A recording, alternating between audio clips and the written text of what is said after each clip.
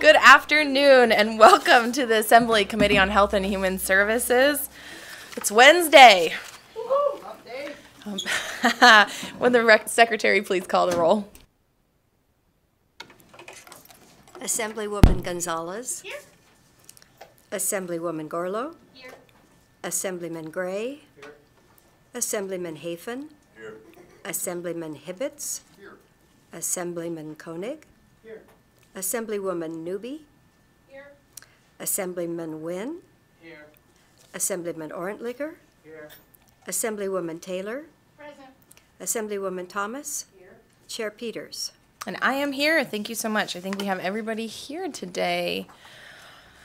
All right, for today we have various presentations on behavioral health. And I know that I'm not the only one here who feels like behavioral health care is something that we could be doing more with in the state of Nevada. We have some really phenomenal champions in the state departments and in private industry and even public sector, private not for profits and for profits who are working in this space. And our goal, I think, is to try and make sure we're all working together to get us to where we need to be as a state.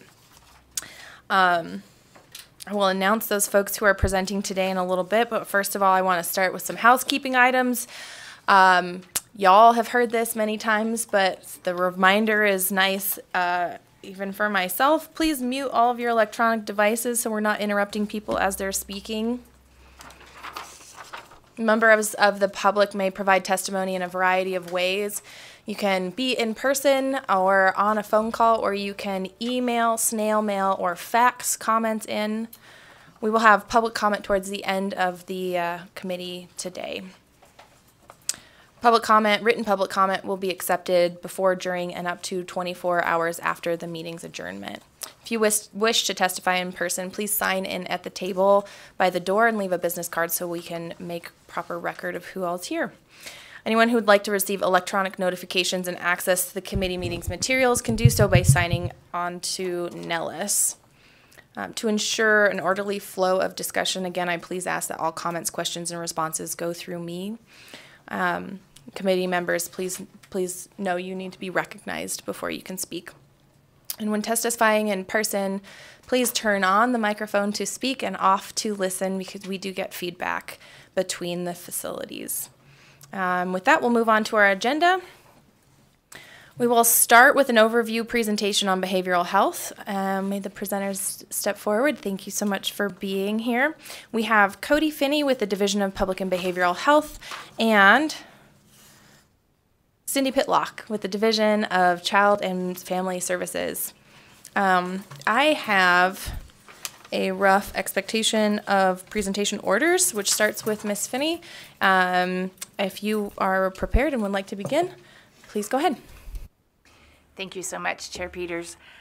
Good afternoon. My name is Cody Finney, and I am the Deputy Administrator for Planning and Regulatory Services for the Division of Public and Behavioral Health.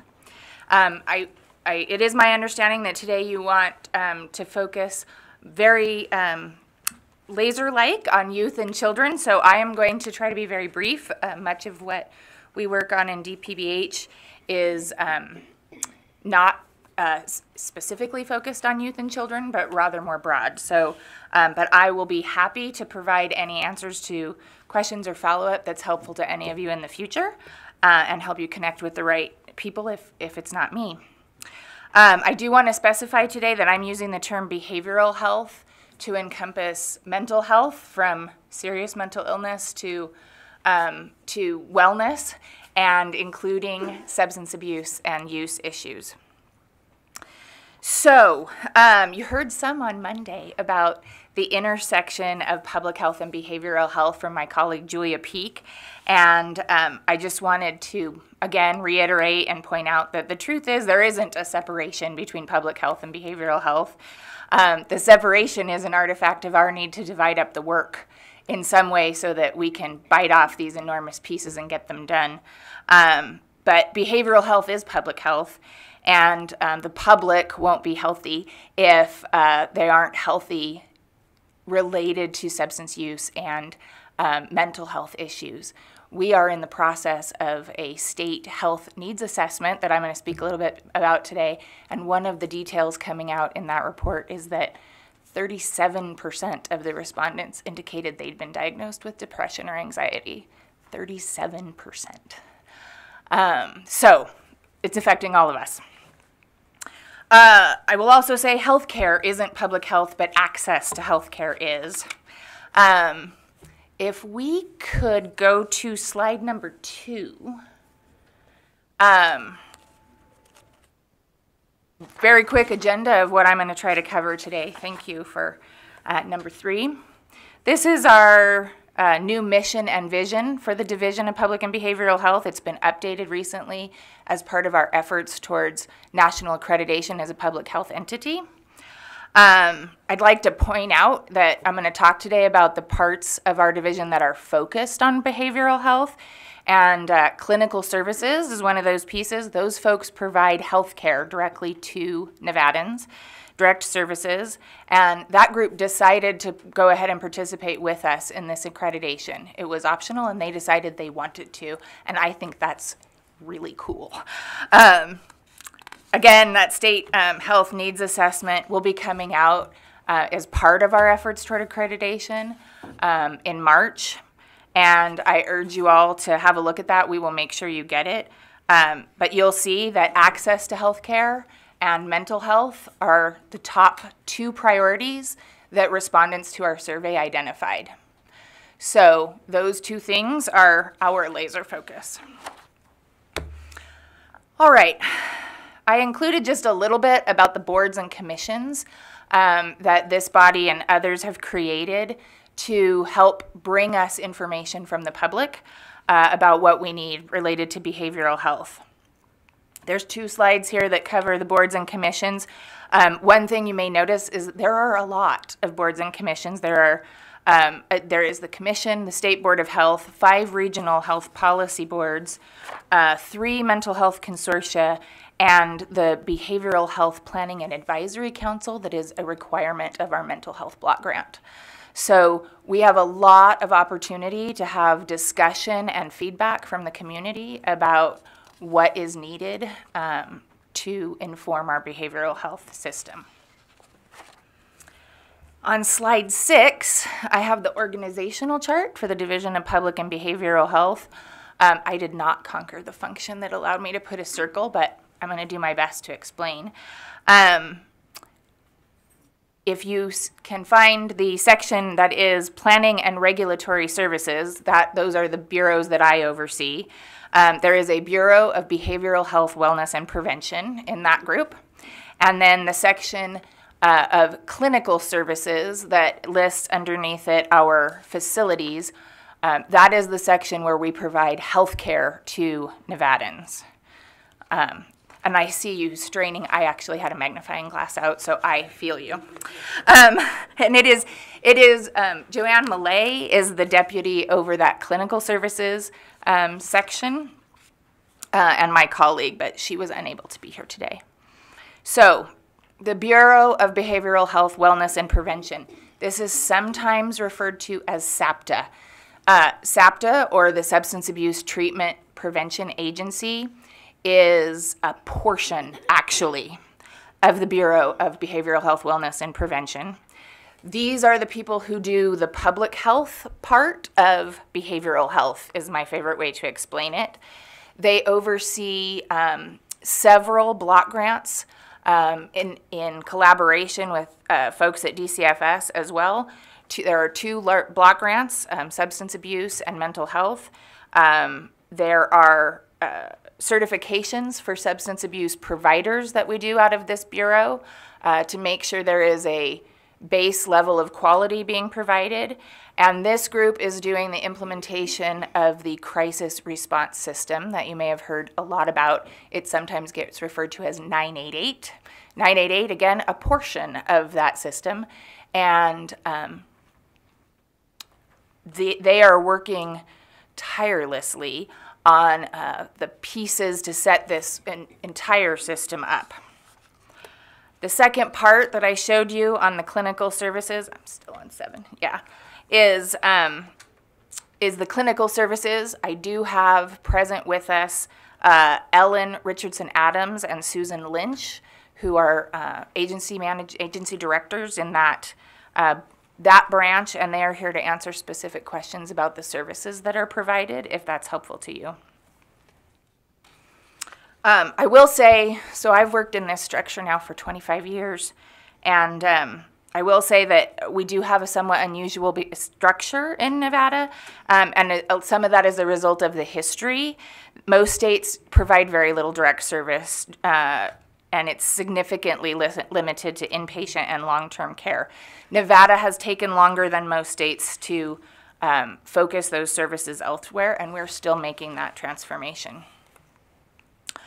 All right, next slide is the populations of facilities. These are the clinical services facilities that we have, and what's demonstrated here is the numbers of people that they served in 21 and 22. Again, happy to provide you any other detailed information that's helpful to you about those facilities. Slide number 9 is just a brief note on some of the successes we've had in the behavioral health area of the division. We have transitioned to that 3-digit crisis call line, so that is operational. That being said, there is a great deal more work to be done on the implementation of the crisis response system in general, and we are making progress on that every day. As the pandemic resulted in exacerbations of health issues, the division responded with the Nevada Resilience Project to give people support where somebody they could call and make a connection and get help connecting to services where that was necessary and get solid information. We were also able during the pandemic to expand some of those mobile crisis services, and the illustration here is a picture of one of those billboards showing the mobile crisis services.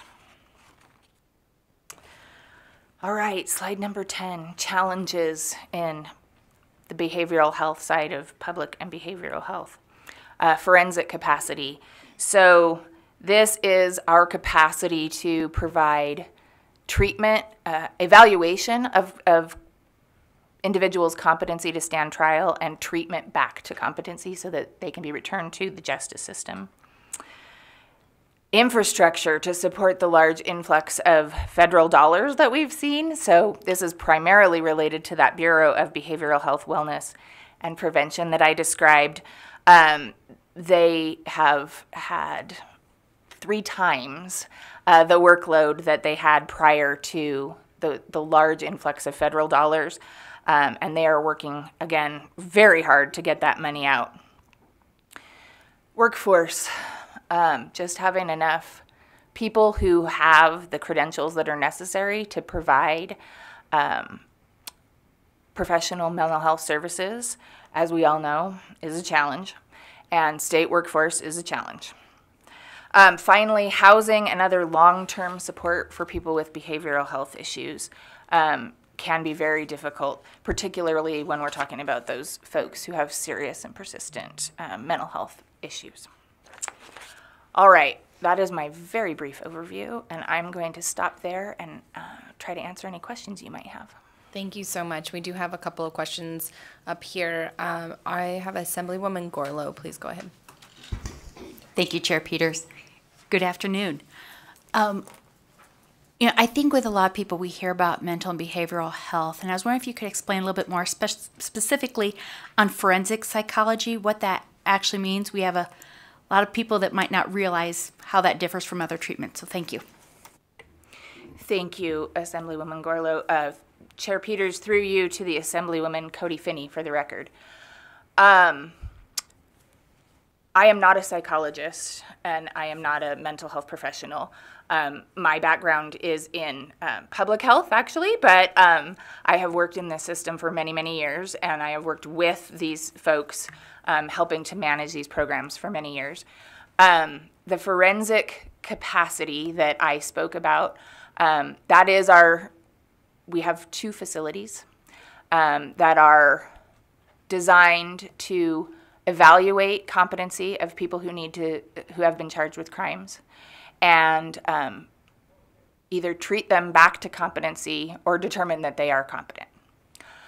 There are a lot of nuances to this that are beyond my capabilities, but in addition to that, there are programs that do this work outside of those facilities.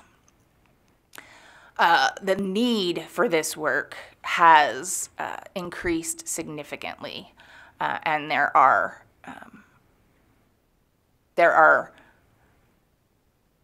large needs, and you will see projects in our budget to make sure that we have capacity to do this. Forgive me, did I get close to your question? I believe so, yes, but I do have a follow-up, if I may. Please go ahead. Okay, thank you. I know with many departments, we're seeing a lot of vacancies, and with a clinical psychologist needing 10 to 15 years of training. So how is that impacting these programs? Chair Peters, through you to You can go Assemblywoman directly to Gorla. the member, please. Thank you. But thank you for remembering to state your name for the record. Thank you. Cody Finney for the record. I'm going to invite Sharon Lynch to come to the table in Las Vegas, as she may have specific details, and if she doesn't, she certainly can get them, about the vacancy rate of clinical psychologists. We do work very hard to get staffing by contract and or state FTE to provide these services. I'm going to stop there, and Sharon has joined us. Susan, I'm sorry, has joined us. Hello, Susan Lynch, Hospital Administrator for Southern Nevada Adult Mental Health Services, for the record. And let me try to answer the question as best I can. So we do have a multifaceted approach to try to fill all the vacancies that we're dealing with throughout the agencies. Our psychology department has a couple of very robust and creative processes that they partake to fill some of their vacancies. One of which Cody mentioned is we do utilize contract staff as needed. We also, the psychology department does work very strongly with the School of Psychology, and they have a very strong internship program connected through the NVPIC program. So our director of psychology is constantly recruiting and working with new students and with the universities to fill some of those spots, with the thought that we can eventually fill the full-time positions or the contract positions with the students as they gain that experience. Hope I answered that enough. Thank you. Thank you very much. That did answer my question. Brought up more questions for me about how an internship gets you 15 years of experience, but I understand that we're all dealing with the limitations of time and expertise in the state around this area. Assemblywoman Gonzalez, I have you next, please. Thank you. Thank you, Madam Chair. Cecilia Gonzalez, District 16 for the record. I was just wondering more about this Nevada Resilient Project. You listed it under your successes to respond to behavioral health needs that were related to the pandemic. So I was just curious what those successes were. Thank you. Thank you. Cody Finney for the record, Assemblywoman Gonzalez. The Nevada Resilience Project is an array of individuals that are stationed throughout Nevada that can provide, their community health workers, they can provide information related to people who are having anxiety or stress or concerns about the pandemic. It was stood up as a pandemic response process with dollars related to that. Does that answer your question? Yes, thank you so much. Follow-up, Chair, if I may. Yeah. So this project no longer exists, and I apologize. Again, I'm new to the committee, and so I was just curious. So does this still exist? And in terms of dollars, then how is it existing now? Thank you. Thank you. Cody Finney for the record. The project does still exist. It is a bit smaller than it was at its height at this point. There is also the project where we are standing up the 988 crisis response line.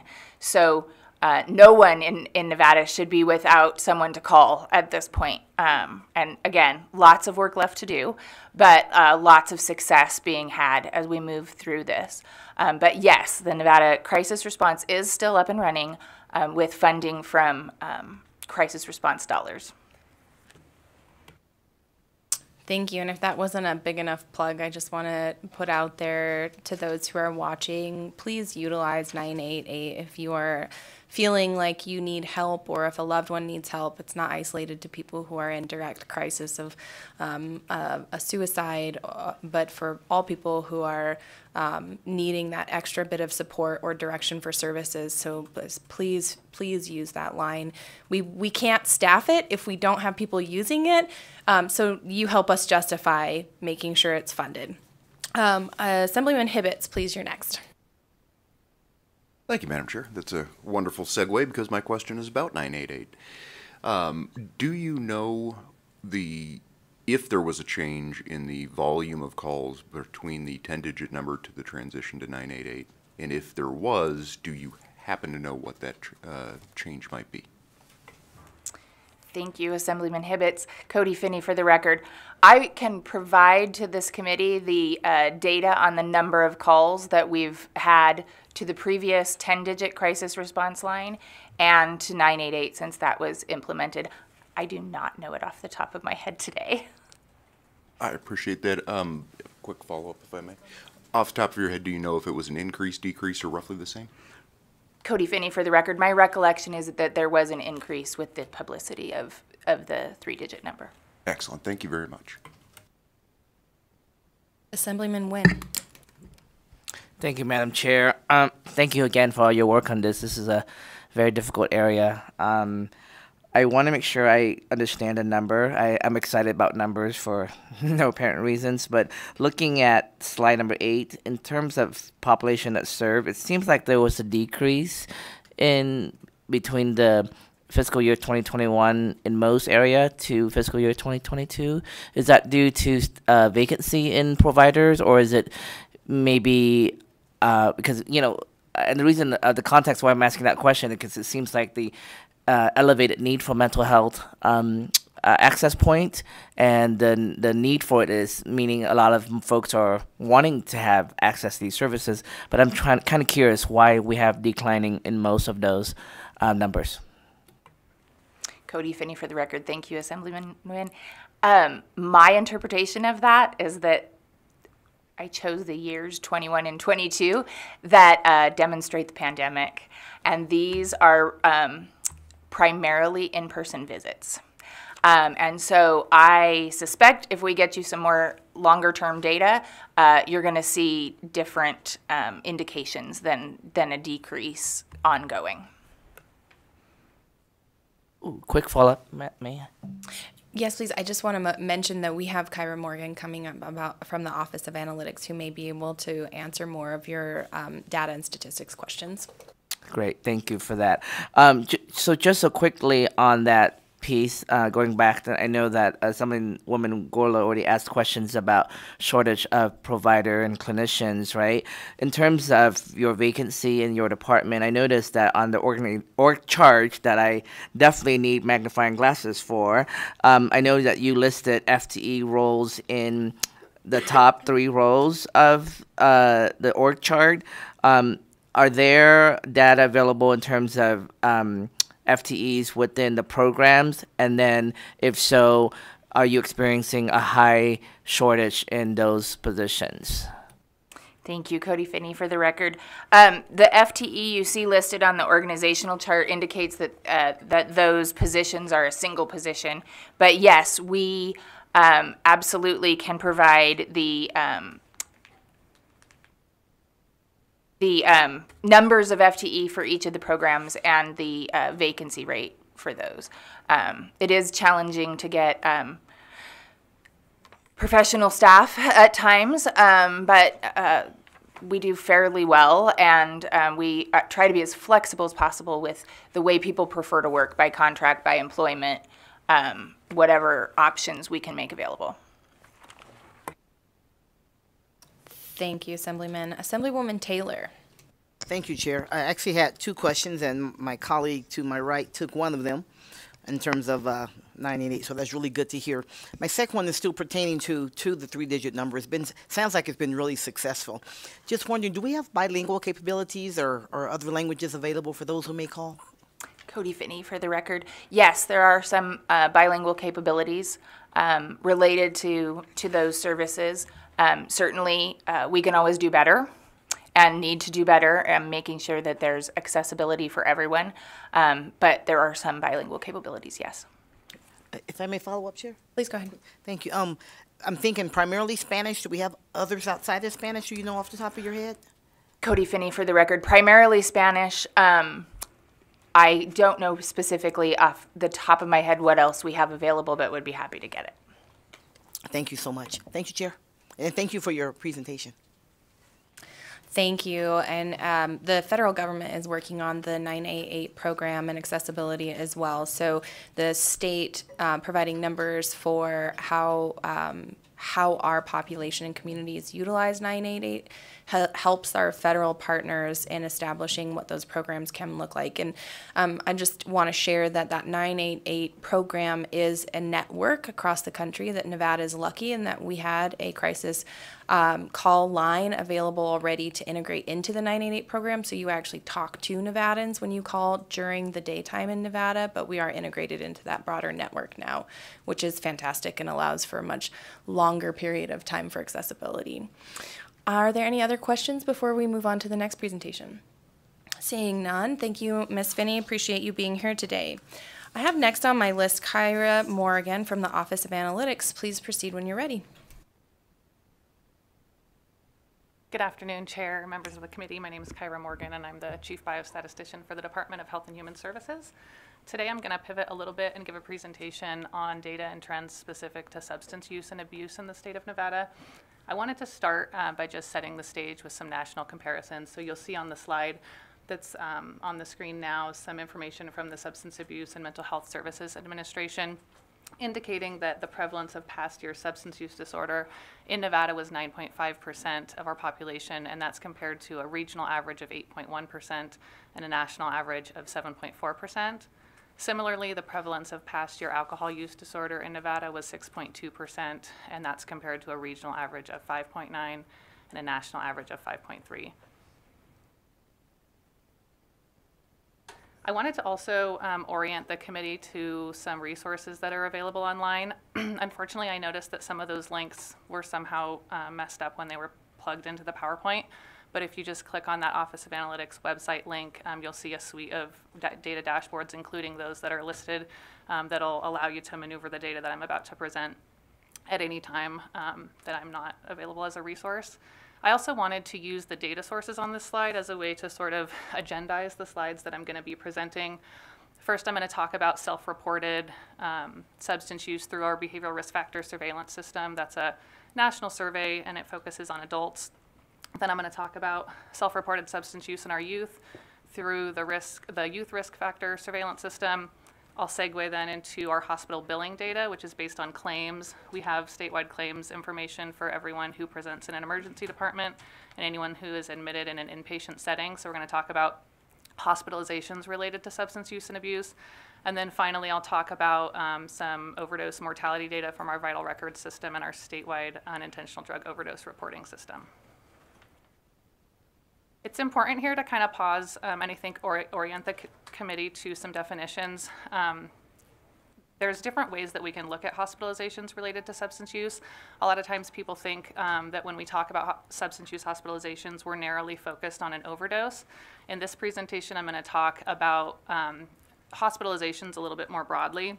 So you'll see information when I talk about alcohol or drug-related emergency department encounters. Those are individuals who present in an emergency room, and at some point in that visit, it's identified that there are substance use or alcohol use behaviors, but it's not necessarily the reason for the visit. So those people aren't actively overdosing at the time that they're presenting to the emergency room. They might have a primary diagnosis, for example, of anxiety or depression, and then substance use or abuse is addressed in the visit, but it's not necessarily the primary cause that's bringing them to the hospital. Then I'll proceed and get a little bit more narrow where we talk about poisonings. Poisonings are specific to that acute, potentially life-threatening event that we would think of synonymously with an overdose. So I'll jump in to the data. Again, this is self-reported drug use in the last 30 days for our adult population. Most significantly on this slide, obviously, is the increase in marijuana use over time, significantly increasing year over year until 2021 when it declined just slightly. In general, about 1 in 5 Nevadans self-report that they have used marijuana in the last 30 days. This is similar information, but for our youth. The data is presented a little bit differently here. This is a survey that goes out to our high school students. It's administered every other year, and here we are looking at the proportion of individuals who report having ever used marijuana, which is about 30% in 2021, those who currently use marijuana, which is 15%, and then there's an indicator asking if they had used marijuana before the age of 13. About 9% of our high school age youth indicated that they had. This is similar information related to alcohol. So again, the proportion of students having ever drank alcohol really hovers around 50%. Similarly, about 1 in 5 report that they are currently using alcohol, and then about 1 in 5 also have reported that they first drank alcohol prior to the age of 13. There's another question on the YRBS that talks about self-reported lifetime drug use. This means that they have ever used these substances. And so you can see synthetic marijuana is the most common here on the slide. About 7% of our high school students have ever used synthetic marijuana, followed by ecstasy at about 5%, cocaine about 4%, methamphetamine about 3%, and 2 to 3% of our high school students self-reported having ever used heroin. I'm going to pivot now a little bit from survey data to our hospital billing data. So going back to those definitions, these are encounters, meaning an individual presented to an emergency room. At some point in that evaluation, a diagnosis code was attached to that claim related to substance use or abuse. So you can see the trends related to both drugs and alcohol separated out. In general, significant increases in alcohol and drug-related emergency department encounters until about the end of 2016, and we start to see that level off. Drug use, as presented in an emergency department, has been pretty stable for the last few years. Alcohol use has been increasing again, and in 2021, essentially there wasn't a big difference where drugs or alcohol were more common than the other. They were about the same. Just to put a number on that volume, in any given quarter of 2021, about 8,300 individuals presented to a hospital related to alcohol use, and about 8,900 individuals presented related to drug use. So here, we are just drilling down into that drug use to look at the specific substance that was present. I think most noteworthy on this slide is the significant increase in methamphetamine, which is the dark orange line over time. There is an indicator on these slides for when the International Classification of Diseases was updated from the 9th version to the 10th version, and when that happens, we do see some changes in trend in how things are coded, so there is an artifact there that could be in play. But in general, significant increases really until maybe around 2019, and we see a lot of these trends start to level off. The second most common drug that was addressed in emergency department visits, again, not related to overdose, but visits in general, was marijuana. And then the blue line in the middle of this slide represents opioids. So you can see a declining trend in opioids over the past few years. Next slide, please. This is similar information, but these people were admitted. So some of these individuals could have come in through the emergency room, and it was determined that they needed to stay in the hospital for more than 24 hours. There's not a requirement that they came in through the emergency room. But it shows a similar trend. So up until about 2014, alcohol and drug use was kind of on par with each other. We saw a really significant divergence and increase in drug use over the next 3 or 4 years until probably the beginning of 2019. And then those trends have leveled out a little bit. Just to put a magnitude to it, about 5,800 alcohol-related visits and 9,100 drug-related visits in any given quarter of 2021. This is similar information again, but broken down into the specific type of drug. So you can see again, these are not overdoses, but you can see marijuana and methamphetamine being most commonly associated with inpatient admissions. And then just to reiterate, those trends increasing significantly I would say from 2015 to 2019, and then we've seen them be pretty stable since then. The trend for opioids has actually declined. And next slide, please. I want to pivot here and draw your attention to the stark differences between this slide and the previous slides that I've presented. This is specifically poisonings. So I've presented that methamphetamine and marijuana are commonly associated with visits to the hospital, not being the primary reason for the visit, but being addressed somewhere in the visit with that provider. When we look at poisonings, which again, that's your acute, potentially life-threatening, we would not use it entirely synonymously with an overdose, but this is the closest thing we have to gauge overdoses in our community.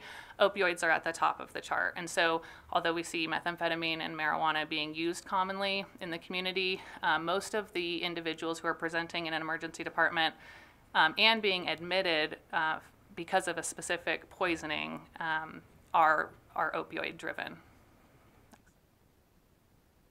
I have two more slides here that I'm going to go over mortality data. So these are overdoses that resulted in deaths. This is sourced from our vital statistics data.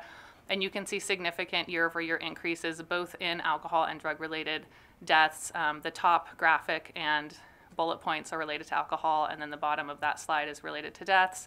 It's important to understand that a lot of times both drugs and alcohol are present, and so these aren't mutually exclusive. You could have an individual who overdoses and they have both alcohol and drugs contributing to that.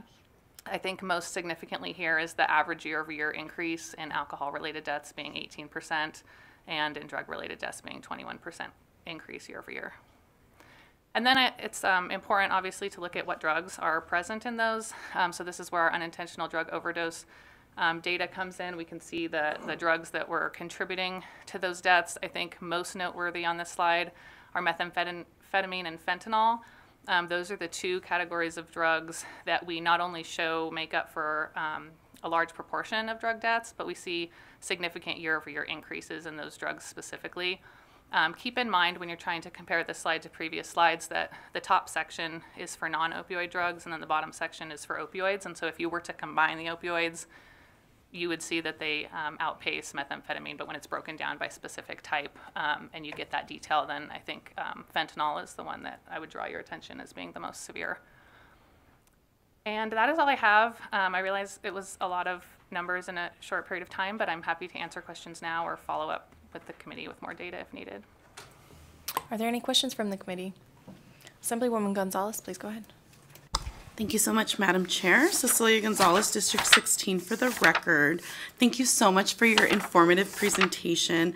And I think I might know the answer to this, but I was just curious when you were talking about national and regional comparisons, do we have more updated data and or why is it from 2019? Thank you. Thank you for your question, Kyra Morgan, for the record. That's a good question. We tried to update the slide to be 2021 data. Unfortunately, a different methodology was used nationally on the National Survey of Drug Use and Health, which is what sources this information. Originally, sorry, I'm going to back up. Because of the pandemic, they switched their survey methodology to be entirely electronic. Originally, they posted those data for states to use with a nuance that said they wouldn't be comparable to previous years. They then retroactively pulled that data and recommended that states don't use that data because of what's called a mod effect in the sampling design. They didn't think that it was comparable and shouldn't be used until they vet it further. Thank you so much. Helps me in understanding. Cecilia Gonzalez, District 16 for the record. I have another question as well. And I think that the chair sent me over the link about the survey, but I was just curious, in this survey with youth, are we asking questions on why they're using and why there might be changes? So let me go back to this. Sorry, y'all. Because 1 year it increased, I think, for marijuana. Oh, right here. So in 2020, it increased to 19% for marijuana use. And then in 2021, it decreased. But then we also see increases in other drugs. So I was just curious if your survey asks them that qualitative stuff. Thank you. Kyra Morgan, for the record. I think you're looking at the slide for the adult survey for marijuana increasing to 19 and down to 18, but the question probably still holds. So I can provide full questionnaires for both the adult BRFSS and then the youth risk behavioral survey.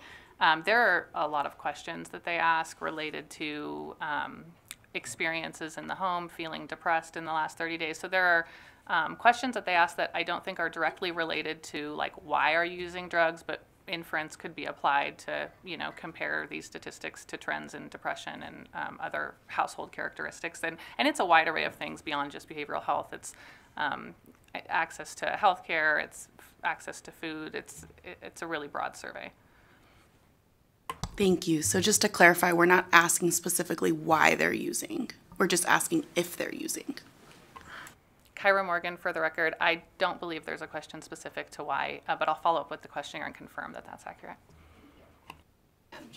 That is an interesting question. Like, why would you use a drug? And I think that the goal in the survey is to get at underlying factors more so than like asking a child their purpose. But it'll be an interesting exercise to go through that and see.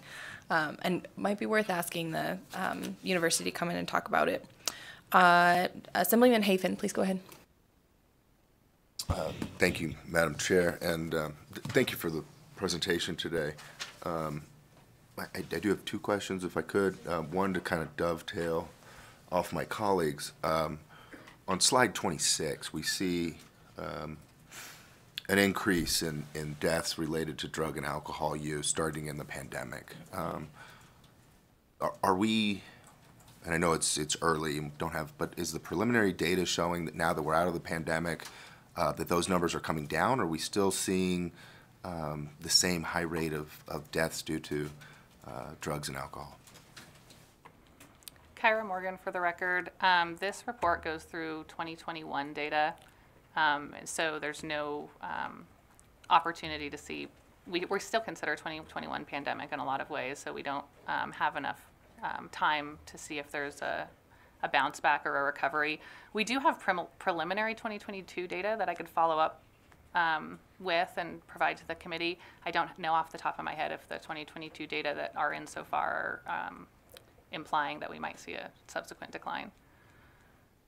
That would be great, and Madam Chair, I apologize because, you know, I think that our goal in this committee is to try to prevent that, right? And so if it's because of the pandemic and they weren't getting adequate care or using it as a coping mechanism, I think that that's information that we really should know. And if we're not headed on a downward trajectory, I'd really like to know that. If we are, that'd be wonderful. We can blame everything on COVID and the pandemic and we can move on with life. That would be excellent. My second question is related to the youth marijuana use. Back on side 18. Do we know where the high school students are obtaining the marijuana? Are they going into stores using fake IDs, or are they getting it from parents or older siblings, or are they getting it from the illegal market? Kyra Morgan, for the record. I don't know off the top of my head if that's data that's available in the survey or otherwise, but I'll put some research into that and provide an answer to the committee. Thank you. Thank you, Madam Chair. Thank you so much. I'm going to ask that staff send out the link to that survey for everyone so you can look through that at your leisure. I also want to just refer your first question, the impact that COVID pandemic had on public and behavioral health was assessed during the study that Senator Doñate led, and there's a report on their findings as well that might have information regarding this issue as well. So I'll ask that staff follow up with you on getting you that link too. Assemblywoman Taylor. Thank you, Madam Chair. I'm hoping you'll allow two questions. Yes. If you will, thank you very much. And thank you for the presentation. This is always really informative to learn about this. If we can go to slides 18 and 19, you put some really interesting information, I think valuable, in terms of drug usage for our high school students. I'm just wondering, do we have any national comparison data? Kyra Morgan, for the record, yes, I should have included that in my presentation, so I'll follow up with that too. Okay, thank you. I was going to say it's not too late. Okay, thank you. And thank you, Madam Chair. I'll go with my second question. On slide number 20, I'm asking this on behalf of my colleague, since he stole my question last time. We were fighting over this one. I lost. What is synthetic marijuana? Kyra Morgan, for the record, I feel like I need to defer this question, and I'm not sure if I have a colleague Gonna phone a friend? who knows the answer. what So do if no one's walking up behind me, I'll follow up with a definition as well. Okay, thank you very much. Just off the cuff, is there a general? We got nothing. It's okay. We'll wait. It's all right. Thank you very much. I appreciate it, and thank you for the information. Thank you, Chair. It refers to, I just Googled it.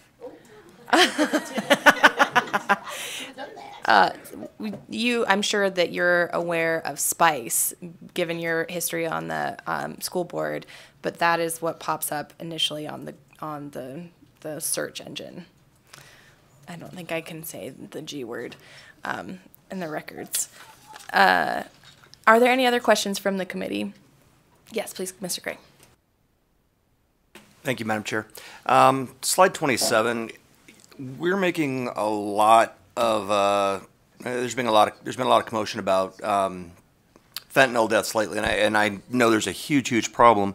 But looking at methamphetamine, which has been around a lot longer, when you look at 2019 data, the deaths were 70% higher, and then in both 2020 and 2021, they were about 32% higher. I mean, what's going on with methamphetamine? I mean, because that's still, I mean, especially in the rurals, it's still a huge problem. Kyra Morgan, for the record, I think I have to follow up with the program side on if you're looking at interventions specific to methamphetamine. I can get with my colleagues and provide that to the committee as well. I will say, when we looked at the data throughout the opioid epidemic, we weren't as good at breaking it down by specific opioid. So when you look at opioids combined compared to methamphetamines, they're a lot more comparable. I think when we break down the opioids to separate fentanyl from heroin, from methadone, from prescription opioids, then it almost dilutes the opioid, the magnitude of those numbers compared to methamphetamine. So that's part of the artifact that you're seeing on this slide. I think that is an interesting question, and really an issue we've been grappling with in the state for a long time, particularly in the rurals, and the impact it has on our communities. So we can do some digging as well and see if we can find some answers for you. Appreciate the follow-ups. Are there any other questions from the committee? Sorry, I did someone. Oh, sorry, Vice Chair Ohrenlicker, please go ahead. Thank you, Chair. Thank you for the presentation. On slide 14, I think it was, where the comparison of prevalence of alcohol use disorder and substance use disorder. So I was a little surprised. I thought alcohol would be higher. And then when we go down to slide 26, the deaths are considerably high, 50% higher or so for alcohol, which is more than what I would have guessed. So I'm wondering if there's something about the way they define substance use disorder versus alcohol use disorder, that maybe because substance use is illicit substances, they have a lower threshold for calling it a disorder, and we tolerate higher levels of alcohol before we call it a disorder. Is that something what's going on, or is it just illicit substances have overtaken alcohol? Kyra Morgan, for the record. I think I can't speak off the top of my head to the methodology used in the national data, but I will follow up on this as well. I have quite a bit of homework to follow up on. I'll do that. But when we look at the emergency department visits for alcohol and drugs in Nevada, we do see that drug-related encounters in our hospital system have overtaken alcohol and are more common. How that transpires into the mortality data and why folks are still appearing to pass away from alcohol more frequently than drugs is not something that I could speak to off the top of my head. I think it is important to note, though, that a lot of those, when we break it down by drug for mortality data, a lot of those are the same folks. So a lot of people who overdose have both alcohol and drugs in their system, and so they're counted in both of those populations. So those aren't mutually exclusive groups. They can't be like added together, for example, to come up with a complete picture. So I'll provide more details on that as well. Thank you for the question. Are there any other questions? Thank you so much, Ms. Morgan. Really appreciate your presentation and appreciate the offer to follow up on some of these issue areas. We will have staff reach out as appropriate as well. All right, moving on to our next presentation, we have Cindy Pitlock with the Division of Child and Family Services. Thanks. Please introduce yourself and go ahead. Good afternoon. For the record, Dr. Cindy Pitlock. I serve as the administrator of the Division of Child and Family Services, and with me is Dr. Jacqueline Wade, who is my deputy administrator over all of our clinical services, and we're going to talk about our favorite topic today, which is kids. So to jump this off, we're going to start in with what is a system of care and what is a healthy system of care and a continuum of care, and why is that important? So a system of care offers an organized framework and value base for system building for children and youth with complex behavioral health needs. It connects and coordinates the work of child-serving agencies, key partners, and stakeholders, which help to keep children, youth, and families in their home, in their schools, and in their communities as much as possible.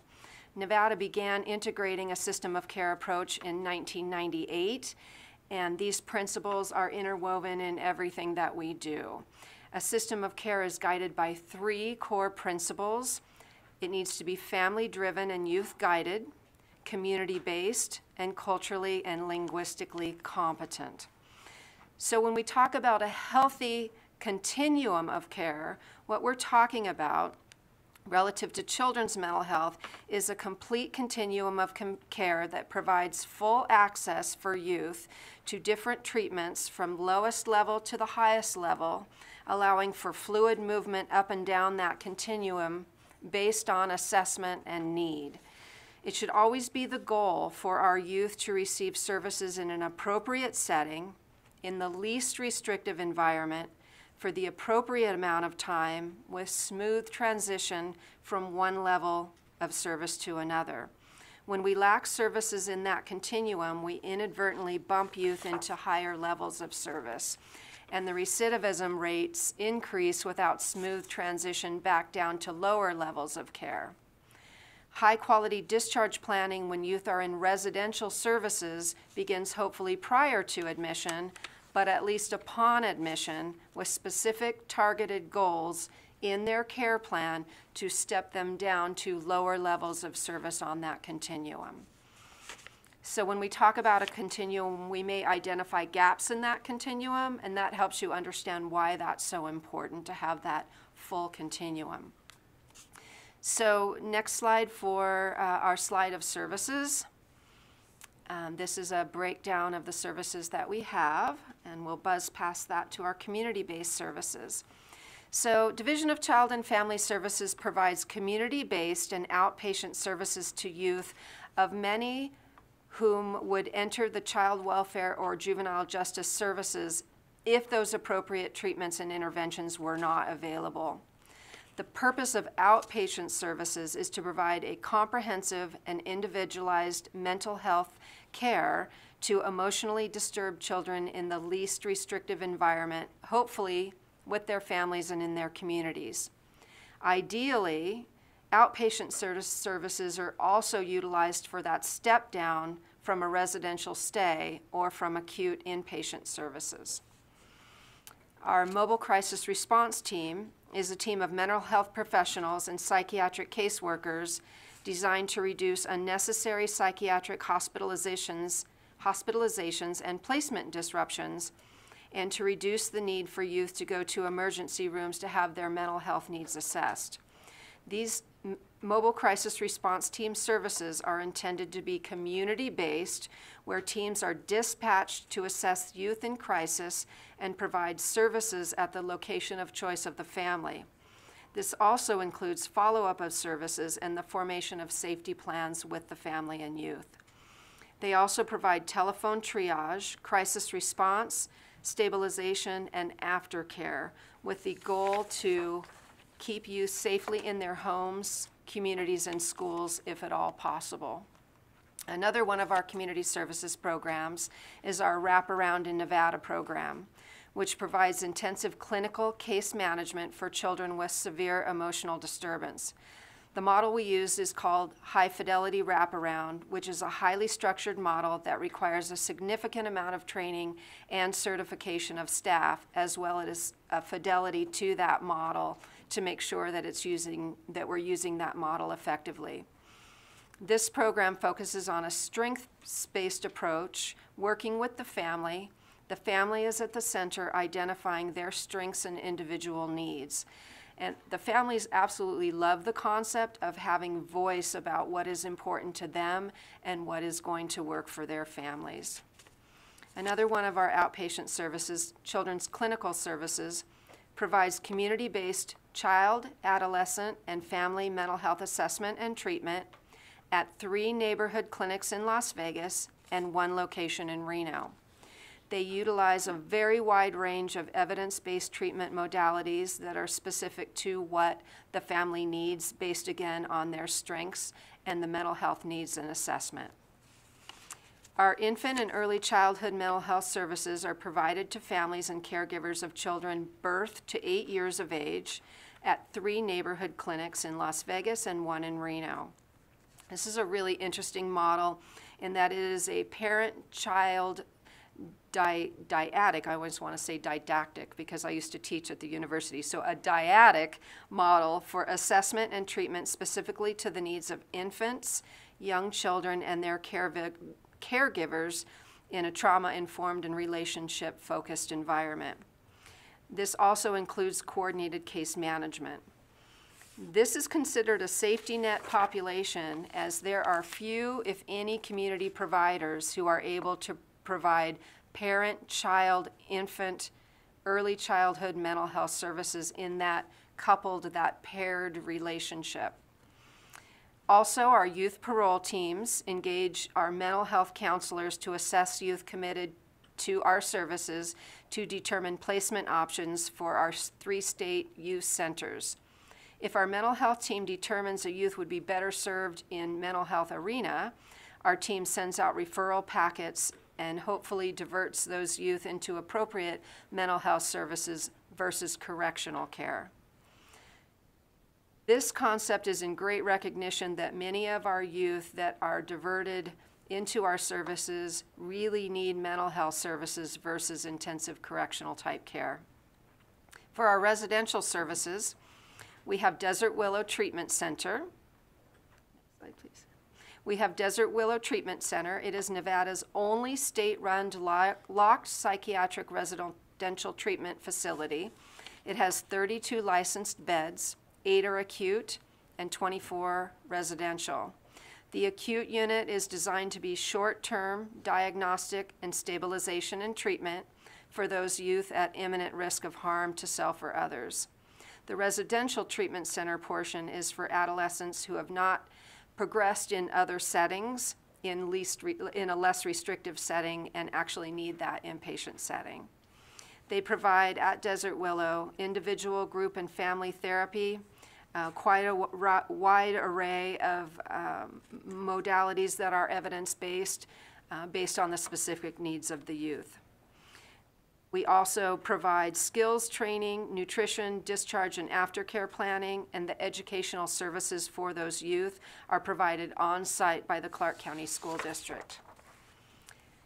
Another one of our residential treatment facility settings is the psychiatric residential treatment facilities in Oasis in Las Vegas and Enterprise and North in Reno, and they're a very important part of what we do as well. Youth in our PRTF model receive psychiatric and psychological services, applied behavioral health analysis, individual and group counseling, recreation, a wide range of therapies, nursing and medication management. We currently have solicited for an RFP, or request for proposal, to outsource the PRTF at Enterprise in Reno, because we were absolutely unable to staff and had to, we basically have 16 beds empty at that PRTF in Enterprise because there are no staff. So hopefully we'll be able to partner with a community provider that can provide that staff, and we can get those beds open to that community.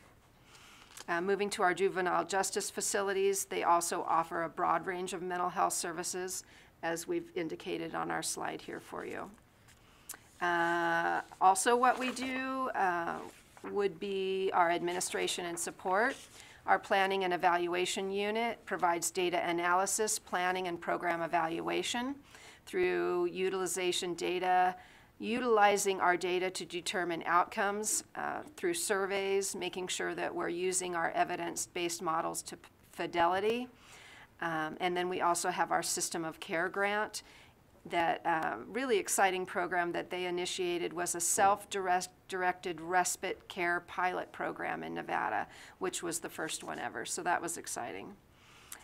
As always, we have a commitment to use data to inform our decision making, as you heard from our colleague here, and we partner with her quite a bit to utilize what we consider the highest quality data to plan our interventions and decide what our target populations are, what our greatest needs are, and how to plan upstream interventions as well.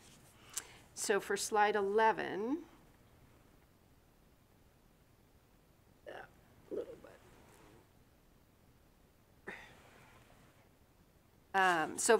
We were very fortunate to receive a sizable investment of ARPA funding for services to address the children's mental health crisis. And some of you were part of that and very much appreciated for all the work that you put into that. We are working towards sustainability of those services, both by partnering with Medicaid and in our upcoming proposed budget.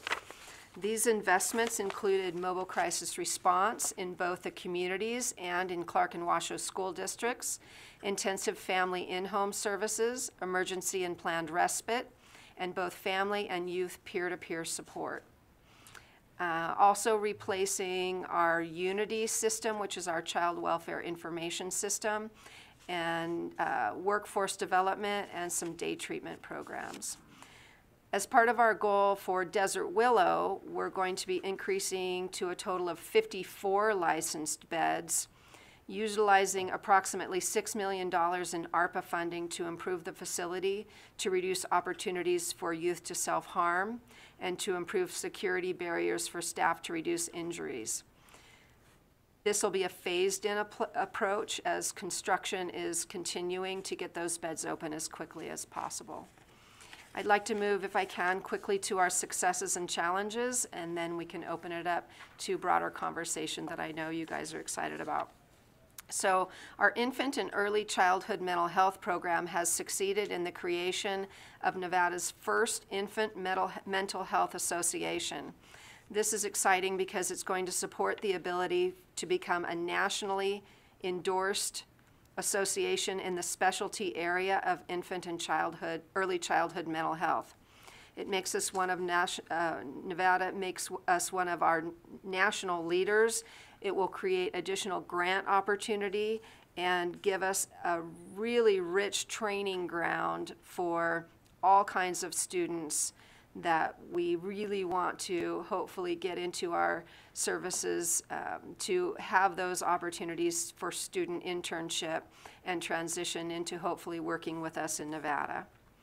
Our Juvenile Justice Facility Summit View was recently recognized by the Nevada PBIS Technical Assistance Center for their demonstrated excellence and leadership in the implementation of a multi-tiered system of supports called Positive Behavior Intervention and Support, an evidence-based tiered framework supporting youth behaviorally, academically, socially, emotionally, and with their mental health.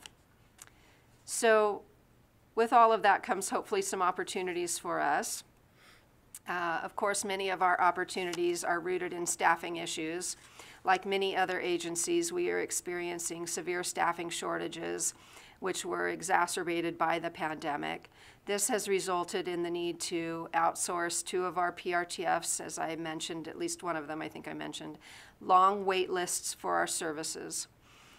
The people that work for DCFS in our mental health services are really unique people. It takes specially trained staff to work with youth that have severe, deeply rooted trauma and significant mental health needs. We see it to be physically challenging and emotionally challenging for staff, and with that comes a lot of turnover and burnout. A lot of these youth that we serve experience emotional, physical, sexual trauma that often starts at a very early age.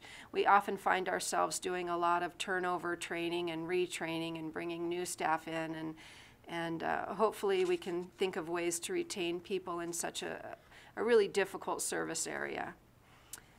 We do recognize an opportunity working with Medicaid because the lower reimbursement rates make it really challenging for community providers of behavioral health and residential services to come to Nevada to work.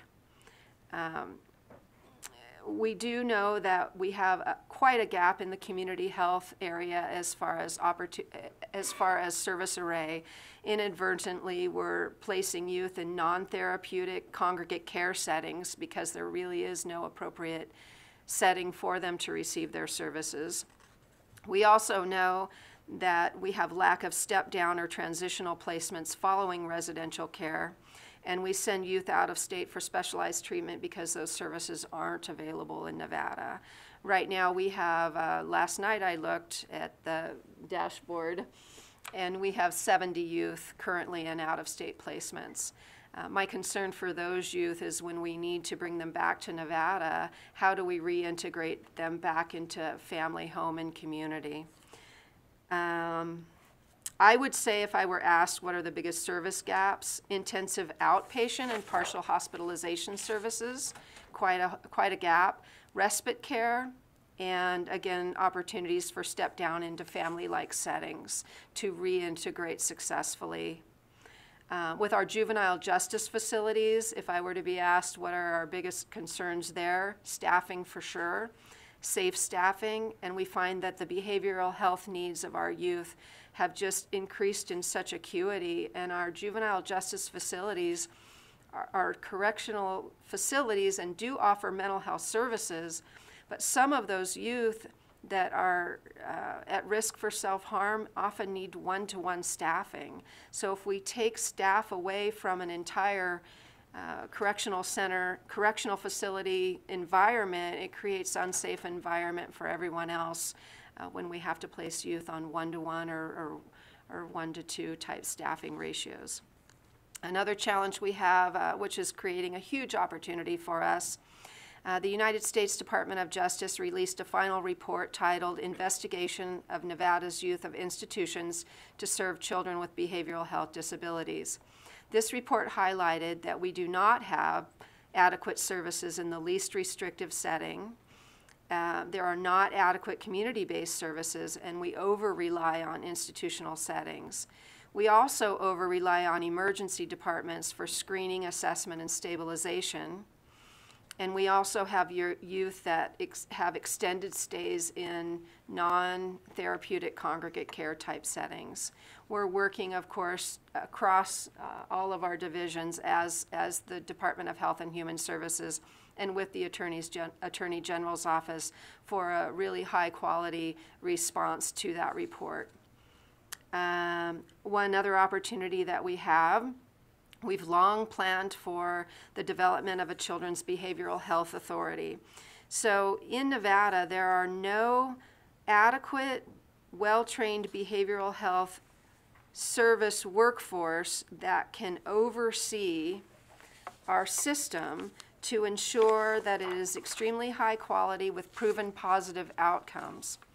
In other states, these functions have been called a Children's Behavioral Health Authority. Initially, what we're going to do is provide the structure and support and training to oversee those huge ARPA projects that we're bringing online. Of note, on August 18th, 2022, the Joint Interim Standing Committee on Health and Human Services issued during a work session directive to us and DPBH to formulate a comprehensive state plan for behavioral health clinical standards. This includes clinical oversight of community-based settings and institutional settings, and we were tasked with forming out how we would certify or deny certification of behavioral health care programs. If those programs were not certified as having a high-quality standard of practice, they would be ineligible to receive state and federal funds. So this could be a really exciting build out for us that we're hoping we can move forward with. So I know that was rapid and probably at a pretty high level. We're certainly here to answer any questions you may have about any of our programs, any thoughts or plans we have moving forward. Thank you so much for the presentation. We have several questions, and then I'm going to start with Assemblyman Nguyen. Thank you, Madam Chair. And again, thank you, Dr. Pitlock, for a very good overview of those things in your department. I know there's a lot of challenges that you have, so I appreciate your hard work on this. I also very pleased to see that in your core values on one of your beginning slide, on slide 32, that culturally and linguistic competent is one of your highest core values. Could you please give us an overview, maybe go in depth a little bit on what that means, and then have a short follow-up on that? Dr. Jacqueline Wade for the record, Chair Peters, Assemblyman New. It is important that when families come to DCFS that they feel comfortable and they are receiving services in the language that they speak. We do have a language line that we use, but it is important that we recruit staff that are versed in the language that comes to our agency and in the facilities. So it is important, and it is family driven, and so when we talk about linguistically appropriate, is that the family is able to understand in layman terms, but in the language that they speak, what is happening and what is being offered to them, as opposed to having a family member interpret, because we find that that is not the appropriate way to go. Quick follow-up, Madam Chair. Please go ahead. Thank you. Doctor, do you have an idea of how many languages that you currently serve? And if not now, if you could send us that data, that would be helpful. Dr. Jacqueline Wade for the record. I do not have that information available, but I will certainly get that to you. Great. If we have the data on languages. Yeah, I look forward to seeing it. As you may be aware, we have a high percentage of Asian Pacific Islander in my district as well as across the state, and I would love to see if those data exist in your programs. Thank you, Madam Chair. Thank you. I think that's an interesting question. I think I remember hearing that there's contracted services with the state too that offers interpretations or translation services. So if your offices use those, that would be good to know as well. I have Assemblywoman Newby. Please go ahead. Thank you, Madam Chairwoman, and thank you for the presentation. I have a couple of questions. Looking at the community services list, your children's clinical services, where it's listed on page 34, but then your service populations slide on 37. Am I correct that the children's clinical services outpatient saw about 170 clients in fiscal year 22? Is that correct? Ma'am, what slide was that? Cindy Pitlock? This would be 37. It's your facility and service populations.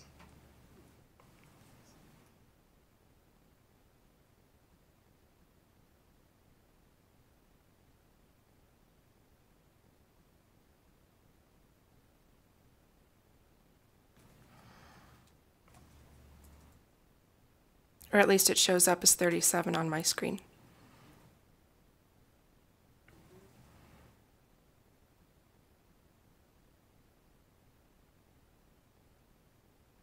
Dr. Pitlock, for the record, through you to Assemblywoman Newby, can we follow up with that in writing for you since we're having a little bit of a technical blip?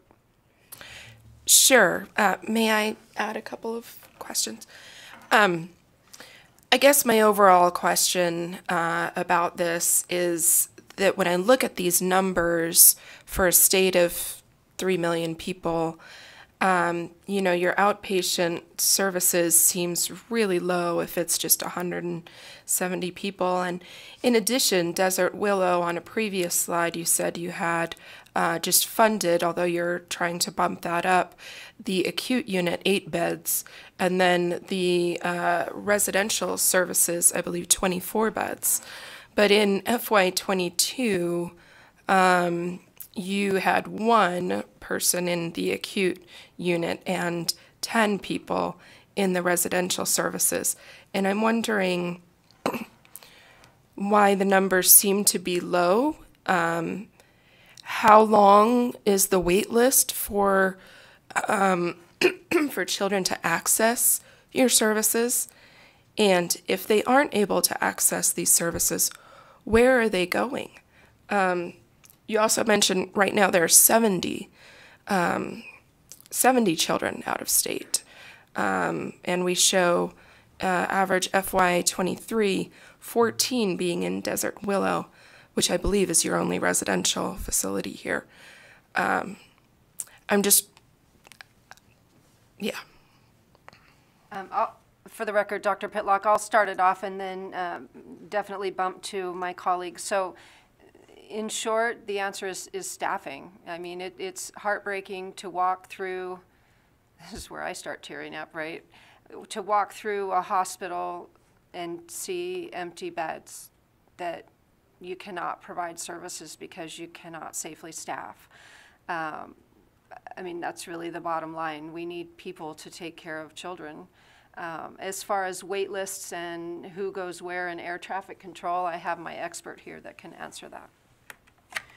Dr. Jacqueline Wade for the record, Assemblywoman Newby. 2 things. With the reduction in the beds, what we saw is we did have a diversion from kids going to our JJ facilities in order to meet the needs of the psychiatric presentation of the youth. We had them diverted to Desert Willow, and with that diversion, we also saw externalization of behaviors where we saw high acuity. And with the high acuity, we had to staff safely, 1-to-1, 2-to-1, in order to keep the hospital safe and the milieu safe so that we can at least provide treatment. So the reduction and the 1 patient that you saw, it could be because of behaviors and also staffing. So that might be an explanation as to the numbers that you're seeing, because we did have beds diverted from our juvenile justice facilities with kids that have extreme trauma. And regarding wait lists, we can provide that to you as well. I'm glad you asked that question. I was also wondering about wait lists for facilities. And along that line, I do have other questions, but while we're on the topic area, can you talk a little bit about the movement around community-based services and how your agency is working with community-based services or services provided under a different authority, and how your office integrates ensuring care is being provided adequately at those facilities? And then what does the future look like? Are we going to be able to staff at the state and continue to provide those direct services to kiddos? Or are we really needing to look at a model where we're leaning harder on our community-based services and supporting them in providing these services? Dr. Jacqueline Wade for the record, Chair Peters. We're looking at a myriad of services across the state because we know that we have a heavy lift and we know that we do have a great need in the state. We are currently working with several providers, private providers, to take on some of the load from the state. Nationally, we do know that a lot of services are being provided in the community as opposed to leaning on the state for services. So that is the one thing that we're moving towards, but we haven't gotten there yet because we do need to provide care to those that are uninsured and underinsured, and that's part of the population that is marginalized and disenfranchised, and we remain committed to providing care to those populations. I know that you don't need an additional weight on your back, but these are the things we're hearing from constituents. It's demoralizing and in some cases unsafe. We have 70 youth who are placed out of the state? And are they in states that care for their particular need? I mean, we have a neighboring state who recently passed a law that puts a significant population of kiddos who need behavioral health services at risk for being in that state. And this is dire, and I know you guys are working on plans. Can you, and maybe the response I'm looking for is, when can we expect a response in an action plan that we can look at and see where you're going with this stuff? For the record, Cindy Pitlock, to you, Chair, thank you for the question. So what we're really focusing on very intensely right now is that building out of the community-based services. So really, if we can prevent these youth from needing inpatient services to begin with, that would be our first goal. I don't think we're ever going to get away from inpatient services, but we should limit those services. They should be for the least amount of time with as rapid as possible transition back to home and community. So the intensive in-home services, the respite, partial hospitalization, those are the kinds of things that we want to work with in the community-based setting to hopefully divert those youth from needing those intensive inpatient services to begin with. We did receive a large ARPA award that we are wrapping into one big package that I'm just crossing my fingers and waiting for my colleagues over at purchasing to get that RFP released. So there's an entry point for those youth and families and some air traffic control to get those families landed and wrapped with services to hopefully prevent those youth from needing those beds in the first place. And Dr. Wade would like to follow up. Thank you. Please go ahead. Dr. Wade, for the record, just want to follow up on those kids that are out of state, and those are services that we see with kids that are on the spectrum, which are autistic. We also have kids that need juvenile sex offender treatment that are out of state, and we also are seeing an increase in youth that are ingesting objects that need a psychiatric/medical facility for services. So those youth that are going out of state are services that are not provided here in Nevada. We can provide services outpatient for those on the spectrum by providing ABA behavioral analysis. However, those that are out of state are services that we are not providing in the state of Nevada. Thank you. Thank you. Assemblywoman Taylor. Thank you, Chair, and thank you, Drs. Pitlock and Wade, for answering these questions. I know that you're doing your absolute best in a really, really important and critical area, and I think you're getting so many questions because it's something that we think is important as well, and we're certainly just concerned about this vulnerable population of our youth. And my question is related to that of my colleagues, Assemblywoman Newby.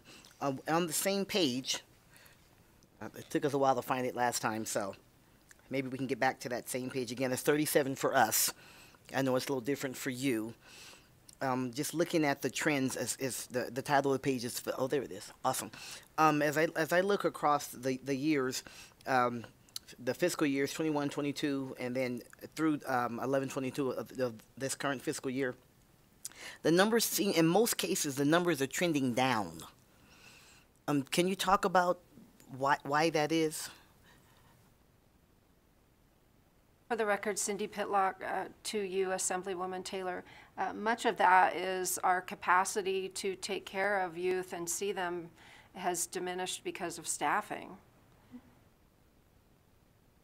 Is anything in addition to that? I figured staffing would be a part. I'm sorry, may I follow up you? Thank you.